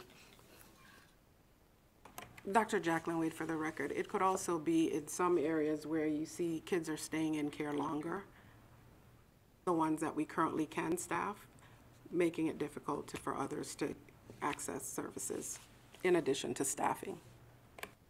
Thank you very much. Thank you, Chair. And I don't know, maybe I missed this in your presentation, but the staffing issue is related to pay workforce, what's the biggest barrier for staffing? Dr. Jacqueline Wade for the record. Thank you for the question, Chair Peters. I believe it's twofold. It is staffing. In addition to staffing, it is also pay. And the third one would be specialization. We need a workforce that has credentials and specialized in mental health. And so what we've done is we've partnered with the universities across the state to help with our workforce development, specifically nurses as well, nurses with background in psychiatry. So staffing, pay, and specialization in mental health services. May I? Dr. Pitlock, for the record, just to put a number on this, so we can say this percent vacancy, 40%, whatever, right? So children's mental health north and south, I'm down 180 people. So these are people, these aren't percentages, these are people and professionals that we desperately need to take care of kids with severe trauma. And I'm not trying to be dramatic, but you know, you can throw around percentages, but when you think of like lining up 180 people, right, and the impact that that could possibly make on a wide array of services, it's pretty impactful. You make an excellent point, and I think we hear that in the state overall, there's a vacancy rate of, I think it was 25%, but in different departments, that means different things. In an IT department, that's one person. In a department, in Department of Health and Human Services, or division in a Department of Health and Human Services, that can be hundreds. So thank you for that perspective. I appreciate it. Are there any other questions from the committee? Assemblywoman Newby has a follow-up. Thank you, Madam Chairwoman. In Clark County, where I'm from, I know that there's a particular issue with overcrowding and not appropriate placement of children at Child Haven. And so I wanted to know, what is your interaction with Clark County and Child Haven, and how does that system work to get a better placement for some of those children? For the record, Dr. Pitlock, through you, Chair, to Assemblywoman Newby, just a warm shout out to my Clark County colleagues. We have all worked together really, really hard over the last year. Part of the issue is really getting those specialized foster placements open and accepting youth in a family-like setting to get those youth out of that congregate care setting. We've had some recent wins there, specifically relative to an additional $200 a day to incentivize specialized foster to have a more sustainable rate to be able to accept youth. So that's one thing that we're doing. We are trying as hard as we can to move those youth out of Child Haven into the appropriate placement for mental health services. But once again, it definitely is a staffing issue. But I'm excited to see if we can get some momentum now that we have increased that specialized foster rate by an additional $200 a day. And that expires June 30th, and you'll see that in our requests for sustainability in our budget. So the foster rates across the board for Nevada have not been evaluated since 2008. So we contracted with Mercer to review those rates to hopefully be able to get to yes on some of these placements and get kids in a family-like setting. If we can get them in a family-like setting and wrap them in services, we can prevent some of that. Assemblywoman Gorlow. Thank you, Chair Peters. I want to circle back to the conversation we were just having about recruiting and getting staff. And I understand pay is definitely a huge barrier, but just getting the people with the necessary credentials. And I can appreciate that you're working with the universities and getting those people in there. But what does that actually look like? Are we offering stipends? Are we offering scholarships? Are we just targeting like high school kids that are going into college? Or are we trying to upskill current nurses? Can you just elaborate a little bit more about what that might look like? Dr. Jacqueline Wade for the record, Chair Peters, Assemblywoman Gurlow. Thank you for the question. So we're at the universities and we're having them conduct internships or practicums at our facilities, and it's bachelor's and master's level students. And the master's level students, of course, they can do more than the bachelor's level. With our nurses, it's the same thing. We're having them do their psychiatric rotations through the facilities. So that's what we're doing currently. And we do have some availability in one of our specialization, I think it's the public service, which we do offer some type of stipend. And that, of course, allows them to want to stay with the facilities or stay with DCFS. So we're doing some creative things to make sure that we contribute to the workforce development and have people excited about working in mental health. And then we also work with the university medical school so that we can teach and train residents and fellows that want to specialize in child psychiatry as well. Thank you very much for that elaboration. Can I have a quick follow-up? Please go ahead. Hopefully this is a quick one. With many different professions, we have a burnout rate. Is there a certain limitation when someone says, I'm tapping out, I have enough? It seems like a very difficult profession, and I could see where that might be a little bit higher than other areas of medicine. Dr. Jacqueline Wade for the record, Chair Peters, Assemblywoman Gurlow. I am very pleased to say that we do have burnout, and we try to recognize it within our staff. However, I would like to tell you that we have a dedicated group of people in all aspects of our agencies, all programs. And I think if we were to give you some of the data, you will see that some of our staff have been there for 25, some of our nurses 30. I've been there 16 years, and we have some dedicated and committed individuals. But if we can get you the data regarding staff retention or departure, we definitely will do that. But I am very happy to say that I've been blessed and very privileged to work with a group of wonderful people. Thank you very much, and thank you to your staff, because like I said, that's a very, very difficult job. We greatly appreciate each and every one of you. Thank you. Thank you for the questions. Are there any other questions from the committee? Seeing none, thank you for going through all of that with us. This is an extremely important issue to our body, as you can tell, and we look forward to working together to see how far we can get this session and work on these issues in the future. Our next three presentations are from our regional children's mental health consortia. I have Washoe County, the rural region, and Clark County who will present. I was approached by Mr. Musgrove earlier that he might be able to give us a little bit of history on the consortiums, and we can move down the line from there. If you would like to begin, Mr. Musgrove, please go ahead. Well, thank you very much, Madam Chair. Dan Musgrove. Many of you may know that I'm a lobbyist here in the building representing a number of healthcare clients, many who are in this field, but I'm appearing here today kind of in an advocacy role. In my private life, I've been serving on the Children's Consortium since 2014, and I'm very committed to this, working on these issues on behalf of the children in Nevada, especially those of Clark County, as the two people to my left are as well.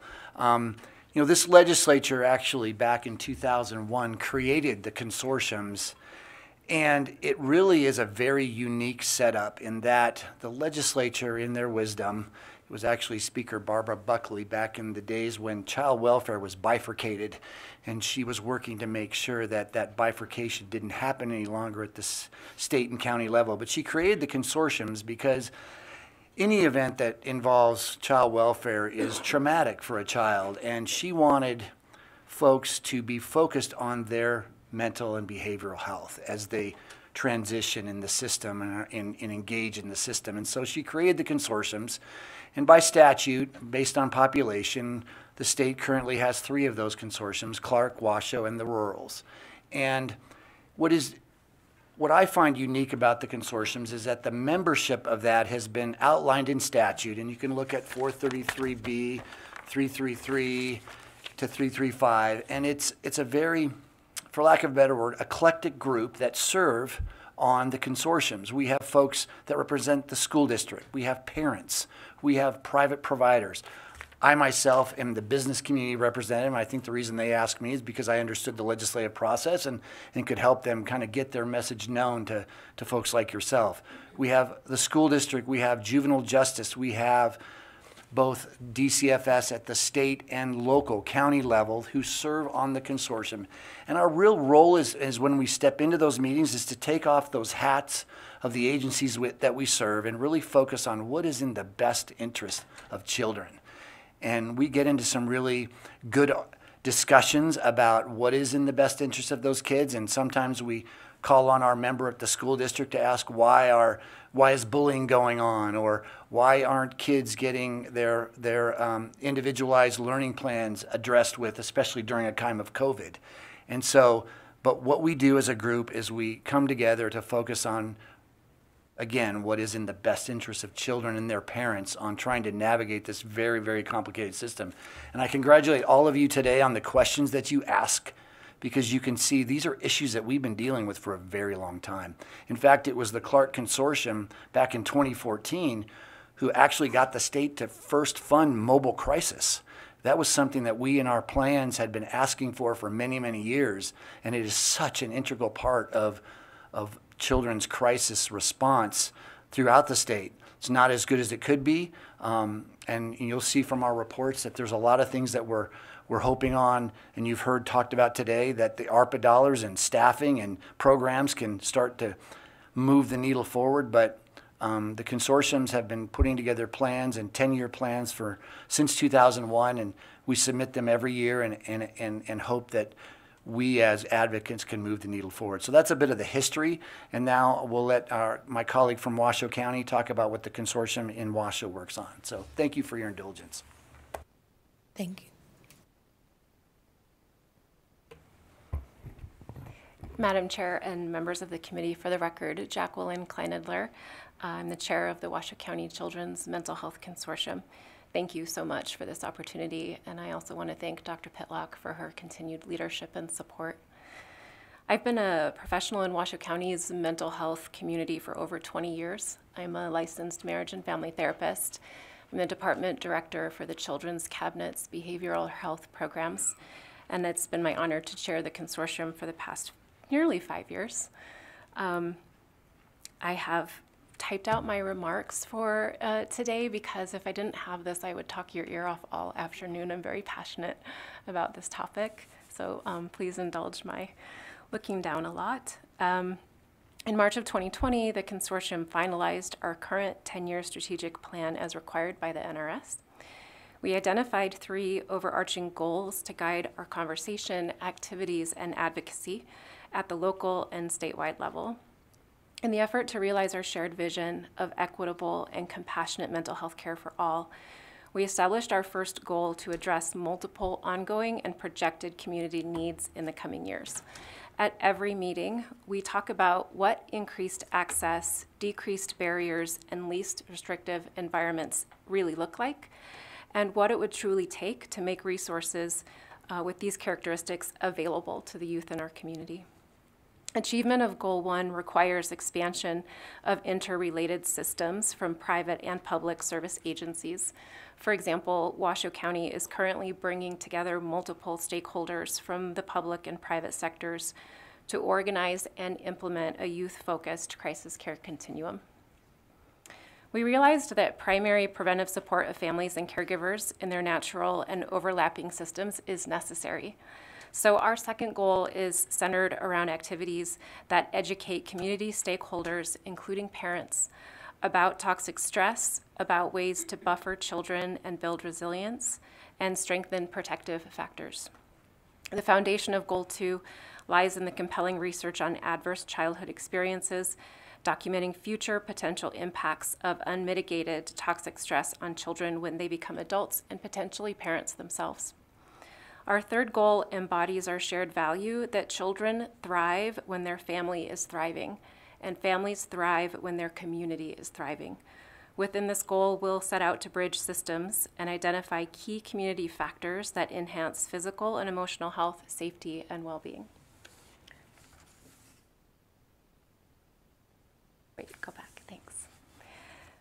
Though the aftermath and the opportunities of the COVID-19 pandemic continue to impact youth and families, we intentionally make space to hear the stories of members of our community and look for ways to amplify their voices in local and statewide advocacy.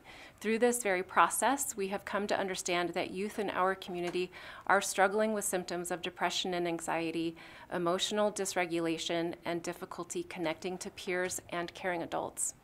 In turn, the adults who wrap support around our youth are struggling with many of the same things. So many youth, families, educators, and helpers in our community are experiencing what can be characterized as toxic stress. In the wake of the pandemic, existing disparities in Washoe County around food, housing, and employment insecurity have been intensified, as they have across the country. The need for mental health support across the continuum of care has also been intensified. In fact, a silver lining of the pandemic has been the growing awareness among youth and adults about the importance of mental health and a decrease in the stigma surrounding access to mental health care. We hope to press on this momentum and keep the attention paid to mental health at the forefront. We hope to continue to normalize mental health needs and access to mental health care as a necessary function of overall well-being. Our attention is on finding creative ways to strengthen community collaboration with consistent messaging designed to destigmatize mental health needs and help families decide the best route of care for themselves and their children. We are working diligently to establish a crisis continuum of care for youth, which necessarily includes support for the adults who wrap love and safety around children. A robust crisis care continuum will strengthen care of children. It will address increased reports of anxiety and depression in our youth, and it will continue our fight against the ever-existing youth suicide epidemic. I respectfully ask for this committee to keep children and families in mind as you proceed through the legislative session. Thank you very much. Thank you. Melissa Washabaugh? Melissa Washabaugh for the record. Thank you. Please go ahead. I'm Melissa Washabaugh. I'm a psychiatric nurse practitioner practicing in a rural setting. And I took over the Rural Children's Mental Health Consortium about 1.5 years ago during COVID. So kind of right in the middle of a transition of priorities. Some of the priorities that we've been choosing to focus on in the rural area is there's a bit of a different culture in some of our communities in that we don't have physical access. I know that access is limited throughout the state, but when you live maybe 4 or 5 hours from a large city, even just getting to a therapist appointment can be an all-day hassle. For that reason, some of our priorities have been shifted more to the community-based setting for my consortium. The first one that we're focusing on lately is expanding and sustaining the system of care in rural and frontier. We do this through community partnerships and increasing awareness of our partners, such as Nevada PEP, which is a parent peer support system where parents can find resources, work together, ask questions, and find educational materials on their own. Second is Youth Move, which is a youth peer group where youth themselves can go and find education and support by online means, social media, and things that are more interesting to them than sitting in a therapist's office. Some of our community partners are also obviously the state level. We work with DCFS programs such as System of Care, and Nevada PEDS, which is an educational, more focused grant program. So we like to integrate and get updates from all of these partners to figure out where everyone is and how we're all meeting needs in different ways. The other thing we're working on is increasing access to mental and behavioral health care. Access in the rurals, as I mentioned, can need to be a little bit more creative. One thing that we're working to do is to create a comprehensive website where parents, teachers, even youth themselves can find ways to connect to these resources. As a practicing provider, I find that families just don't even know that these things exist at times. They're not well advertised, or they're difficult to find on search engines. For instance, the first patient I wanted to refer to Wraparound in Nevada for case management, I had to send 3 or 4 emails just to find out where the form is to fill out. So what we'd like to do with the website is provide pages where it'll say, parents, here's some things that can help you. Children, here's some educational resources. Here are your rights. Here's what would happen if you're on a mental health hold. To have one website, if we can advertise it, we can put it on QR codes so that everyone can go on and see, oh, what's that crisis number again? And find all of the resources that they would need and how to access them. The next thing that we're working on is increasing access to treatment in the least restrictive environment. And we kind of took that, the extreme of least resistance. Using some of our budget, we had the idea of what's least restrictive and having less access. How can we support children in their homes, in their school classrooms at the ground level? And we came up with an idea that sometimes it's not even therapy, it's not even medication that's needed. Sometimes it's a very small intervention that can make a big difference. For example, say you're a foster care child who's having trouble sleeping in their new placement.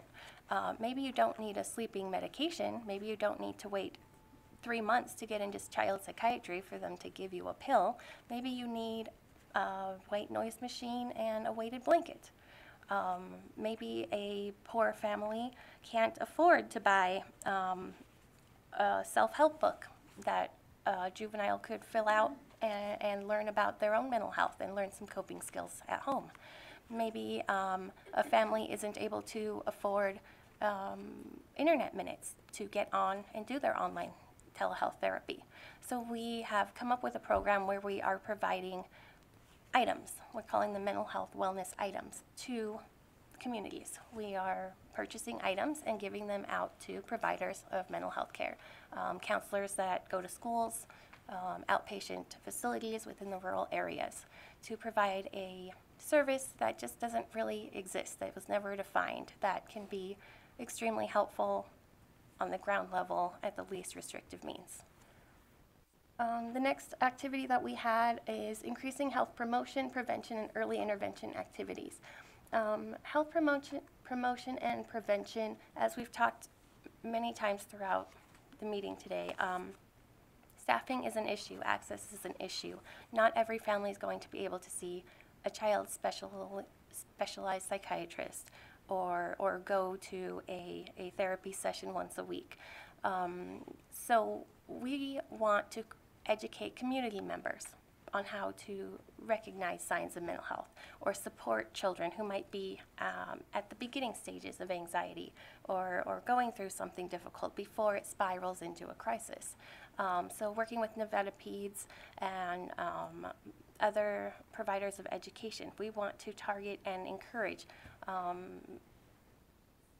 scout leaders, parents, coaches, juvenile probation, community members, not so much professionals, to take community level, easy to understand trainings, such as mental health first aid, or I think one's like signs of suicide, where community members can recognize and support our children without having to reach out, or at least recognize the signs and then link to care if it's needed. And the last priority that we've been working on lately is develop, strengthen, and implement statewide policies and administrative practices that increase equity to access mental and behavioral care for youth and families, and that's through legislative support. We have a standing item on our agendas each month to be looking at the upcoming bills, talking about how each one might affect youth and behavioral health for our families, and providing letters of support for upcoming bills that we think would benefit Nevada. So that was something we really wanted to focus on this legislative session. And I think that is everything for the rurals. Thank you so much. Thank you. We're going to have questions at the end after everyone's presented, so please go ahead, Mr. Musgrove. Again, thank you, Madam Chair. Dan Musgrove. I'm the immediate past chair of the Clark County Mental Health Consortium. You have our PowerPoint in front of you. I'm just going to hit these bullets very quickly because I think you've had a long day discussing children's mental health and all these issues. I think through Dr. Pitlock's presentation, you've heard about many of these things already. I mean, these are things that we've been asking for and pushing for, and I can't thank Dr. Pitlock and her team enough for the open door that the consortiums have in providing information, serving as advocates and resource, and nothing is being done in a vacuum, and we certainly appreciate that. Again, it's all about addressing the highest needs of children and families.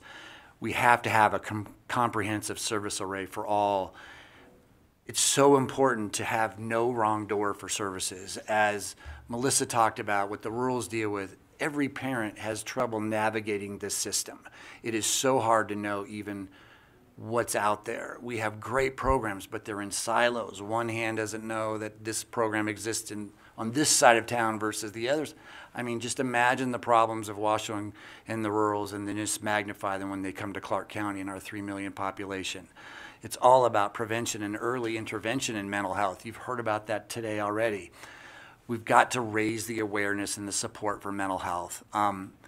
It's so neat for our consortium that, as was mentioned, we have a group of folks that are a part of Youth Move. We have students. We have under 18 folks that participate in our consortium to kind of bring their needs to us, and it's very important for us to deal with stigma and help them navigate and understand their rights and that they're not alone in this. And it's important to have what we believe a locally managed system of care.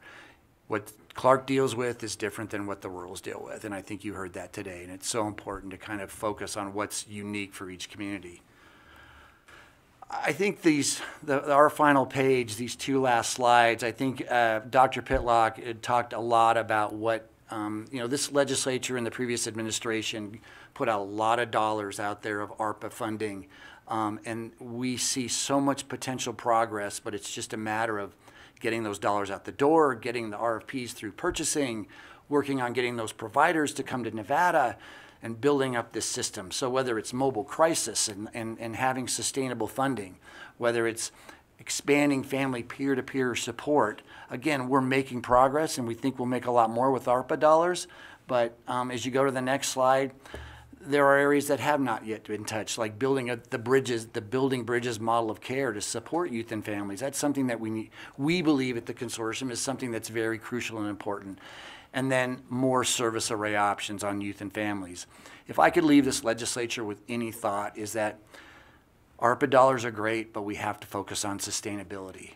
Can you imagine a program that gets stood up for a couple of years and parents and families and children are succeeding and doing well, and then it's yanked away because we don't have the funding to continue it? I think that's a very scary prospect for all of us. And so as we look at these programs, we have to focus on how do we keep it sustainable, how do we grow this system, and how do we make it better. And I know that all of you are committed to that, and we thank you for the opportunity to come before you today. So we're open for any questions. Thank you. Thank you for rounding that out. You're right. We are all here with the goal to increase our services, make sure that the folks who are on the ground doing the good work are supported and doing what we can. I think it's difficult in the healthcare arena when it feels like we're competing with capitalism against our children, and the cost never goes down, right? It's always going to be a cost for in-person services. Like, it's impossible to get away from that. But we're here for these conversations to ensure that we're looking at what it is that our kiddos need and how to get there. I have a couple questions. I'm going to start with Assemblywoman Gorlow. Please go ahead. Thank you very much, and it's good seeing all of you. I was just wondering if you could elaborate a little bit more on how the consortiums work together and coordinate, and anything that could be done to improve upon that. Well, funny you should ask that, Assemblywoman Gorlow. Dan Musgrove, representing the Clark Consortium. We actually have a statewide consortium where all three of the locals come together to meet, but it actually is not put into statute. And Assemblywoman Gorlow actually had legislation last session that would have put it into statute and kind of mandated that we work together. Not that we've ever had a problem, but it put together kind of some processes and policies that ensure that we are communicating with leadership on what it is that is unique about each region, and making sure that we do collaborate and look for ways in which we can help each other. So there is a statewide consortium, but again, it is really just something that we created organically, and it's not in statute, and we certainly would like to make sure that it continues. Does that answer your question? Yes, it does. Thank you. Thank you. Thank you, Assemblyman Nguyen. Thank you, Chair. I want to echo my colleagues on the committee, just addressing and acknowledging too all the work that you all are doing. I think this is a lot to undertake, and of course, there's so many needs across the state. But Mr. Musgrove, I just wanted to kind of look at your slide on the strategic overall overarching goal for the next 10 years, or actually, I forgot we're already 2023, so 7 years left on this goal that you all have, addressing the highest need. And one of the things that I did not see on it is that cultural and linguistic competency piece in terms of some of your addressing the highest need. You know, I can speak for myself. The district that I represent, District 8, is one of the highest API district in the state. And I just like to see if the consortium has any types of focus or in terms of priorities in addressing this linguistic and culturally competency needs in terms of delivering care in your plans. Sure, Dan Musgrove. I would agree that it's absolutely important, and I think that the fact that we didn't necessarily put it in our listed out, it's not something that we don't deal with every day. I think all of us who, and again, I'm not a person who works with this. I'm the 40,000-foot lobbyist guy, right? So, but the folks that are on each of our consortiums are very committed to making sure that information is accessible to all, and that we recognize the differences in culture. But I think it's an excellent point to make. There are other legislative laws that have been passed in previous sessions that elicit an important response to all of that. But I think we can do more, and I think that's something that I will for sure make sure that we take back to our consortium. Well, I look forward to being part of the conversation, so please Welcome. include me. And thank you, Madam Chair. Thank you, Assemblyman. Are there any other questions from the committee members? Well, I wanted to share my experience on the Washoe Regional Behavioral Health Policy Board, or mouthful boards. We had a conversation recently about our website and knowing exactly what you were talking about, Ms. Washbaugh, where people don't know where to access this information and the struggle of who holds it, who is the caretaker of this information that is the dependable solution for families looking for resources or individuals looking for resources. Even navigating your own insurance can be traumatic, and trying to find a provider who's accepting new patients, who's on your plan, in your network, etc. So I hope that we can come together and try and work out a solution for that. And it's not just us. I'm going to put this out there for the tech industry folks who might be listening, or those who might represent tech industry folks. There's got to be a better way for search engines to direct people to these services. The fact that we get buried, state services get buried under advertisements and sponsored ads and all kinds of push notifications is not fair to the community who needs these services. So I think we can find a solution, but we obviously have to work together to do that. So if you would like to connect with the Washoe Regional Behavioral Health Policy Board, I forget what their coordinator, I'd be happy to connect you with her, because they're trying to do the same thing.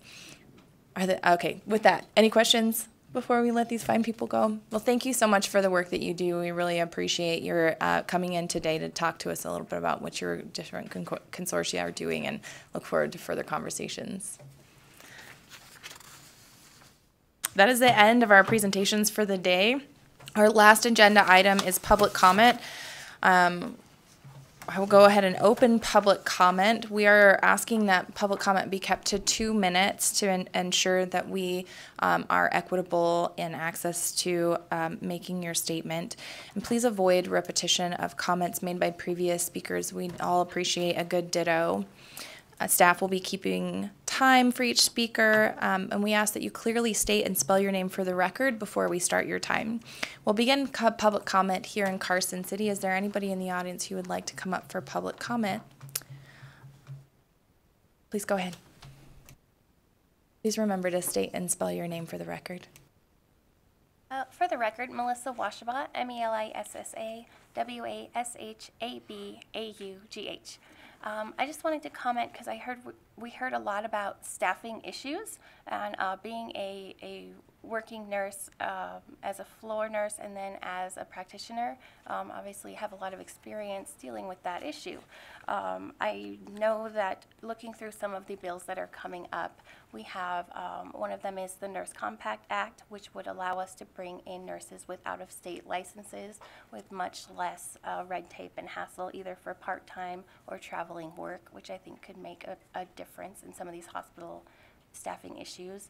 And also, I'm sorry I don't have the bill numbers, but I know there are also bills about loan forgiveness for certain health providers or limited access areas that are coming up to the Assembly, and I think that considering supporting those would help to bring down some of the staffing issues in the healthcare. Thank you so much. And yes, we have, I believe it's Assembly Bill 45 coming into our committee, which is out of the Treasurer's office dealing with loan forgiveness. And we will be hearing that in the next couple of weeks.